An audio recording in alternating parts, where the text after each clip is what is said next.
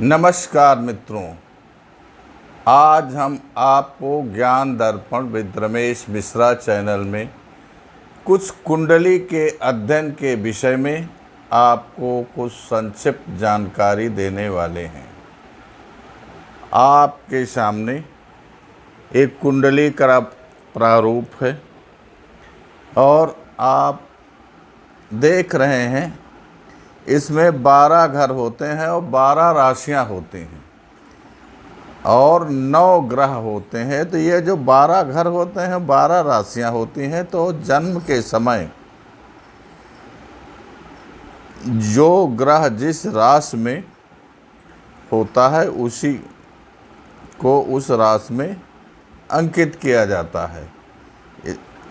और ये जो आप अंक देख रहे हैं 1 2 3 4 5 6 7 8 9 10 12, ये राशियों के प्रतीक चिन्ह हैं।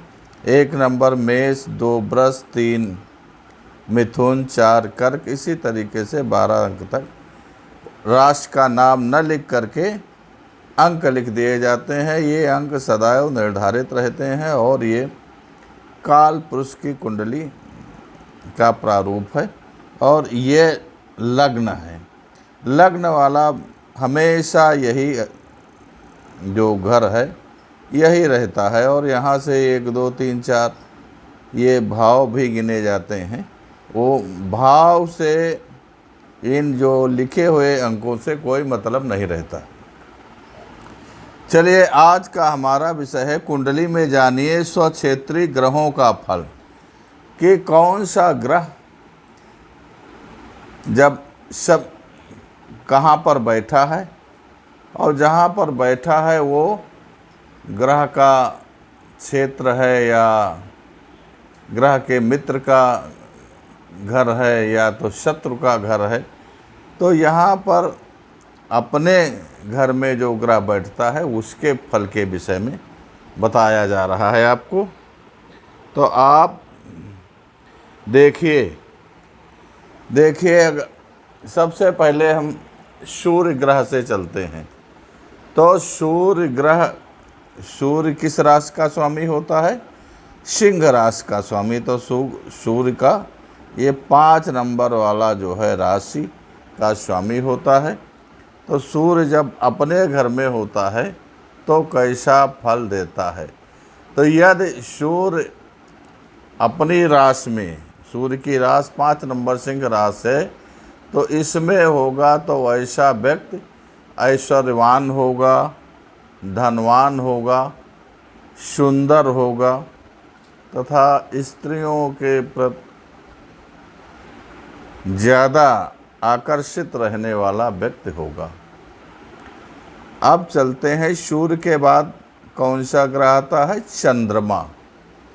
तो चंद्रमा जब अपने घर में होगा तो किस घर में होगा? चंद्रमा जो है वो 4 नंबर राशि का स्वामी है।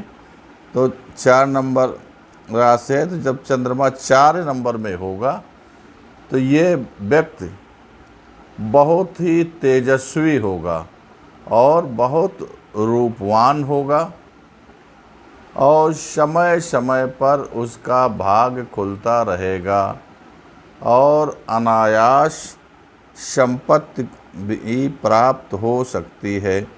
ये चंद्रमा का चतुर्थवा राशि चंद्रमा का घर है।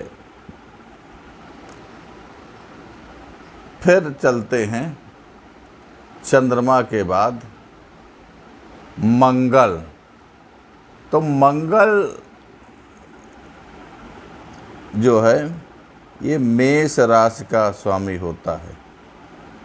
ये मेष राशि का स्वामी होता है। तो जब मंगल मेष राशि में होगा, नंबर 1 की राशि है ये, तो मेष राशि में जब मंगल होगा तो ऐसा व्यक्ति बहुत हिम्मत वाला होगा और उसकी ख्याति बहुत दूर दूर तक फैलेगी और ऐसा व्यक्ति कृषि के कार्य से भी बहुत अच्छा धन कमाने वाला होता है।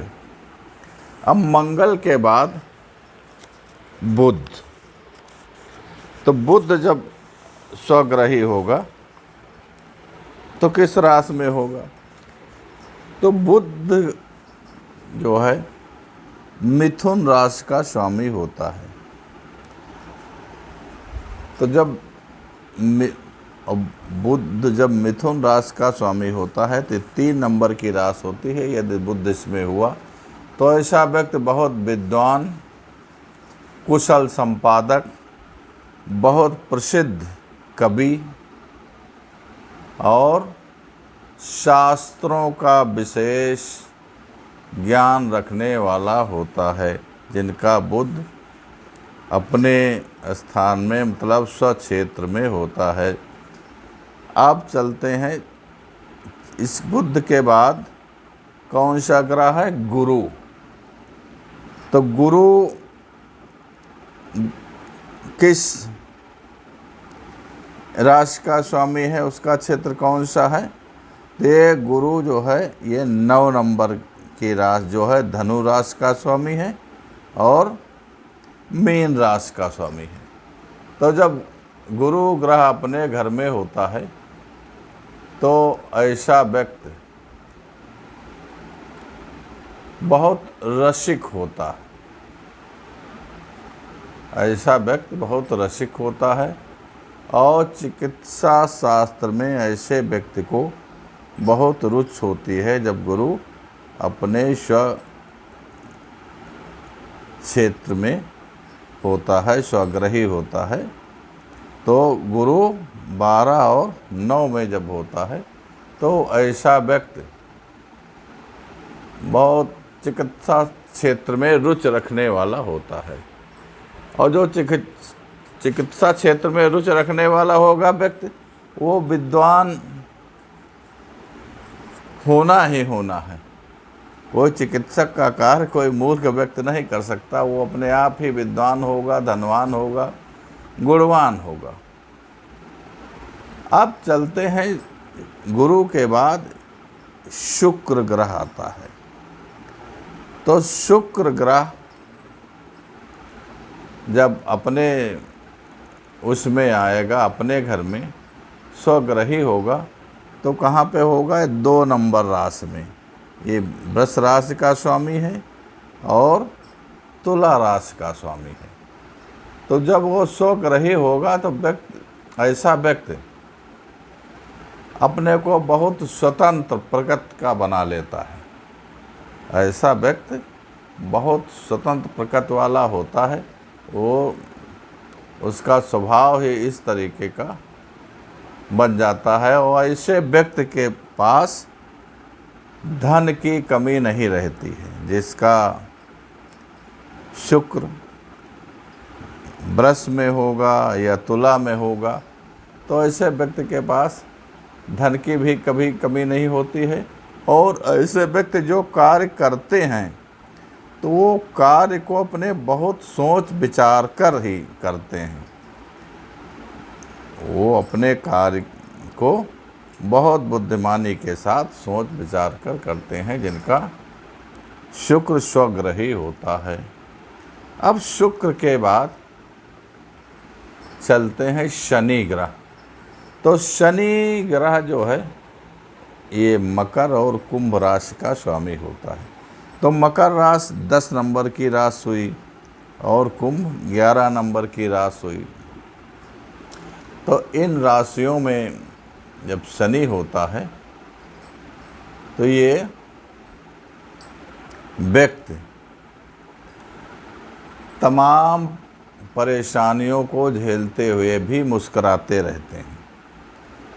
बहुत ज़्यादा से ज़्यादा इनके पर कठिनाई आ जाए, विपरीत समय आ जाए, लेकिन ये व्यक्ति प्रसन्न रहेंगे। ये अपने पराक्रम के द्वारा अपने आप को बहुत ऊंचाइयों तक ले जाने वाले होते हैं। इनका पराक्रम जो है बहुत प्रशंसनीय होता है, लेकिन ये शनि जिनका स्वग्रही है 10 या 11 नंबर राशि में, तो ये पराक्रमी होते हैं, बहुत प्रशंसनीय होते हैं, लेकिन ये इसके साथ साथ ये बड़े क्रोधी और उग्र स्वभाव के होते हैं, ये गुण इनमें पाया जाता है। अब चलते हैं राहु केतु के विषय में। तो राहु जो है और केतु छाया ग्रह हैं, लेकिन राहु अपने घर को बहुत सुंदर बनाता है, यश देने वाला और भाग्यवान बनाता है। ये प्रवृत्ति राहु और केतु दोनों ग्रहों की होती है, लेकिन ये छाया ग्रह होते हैं। तो आपके सामने कुंडली में स्वक्षेत्री ग्रहों के फल के विषय में आपको हमने जानकारी दी। ये जानकारी बारह महिर के सिद्धांत पर आधारित है। आपको हमारा वीडियो कैसा लगा?